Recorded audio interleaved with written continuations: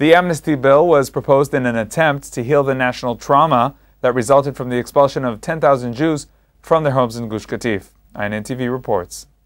During the period before the disengagement from Gush Katif, the government and the Prime Minister have threatened everyone and warned that the settlers could rebel against the people of Israel.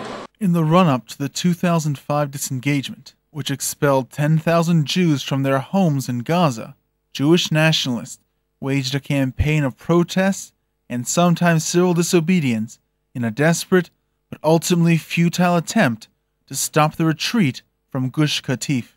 While thousands were arrested during these protests, most were released without formal charges. The exception is 482 Jews who have been charged with various crimes related to fighting the disengagement and are still working their way through the court system, as well as those who have already been convicted.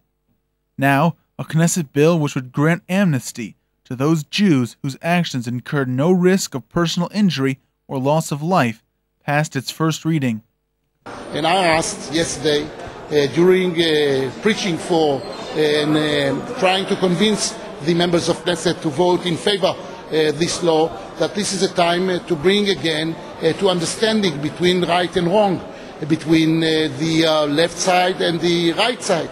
This piece of legislation would apply to 400 of the accused, and those who have already been convicted would be pardoned and their sentences put aside.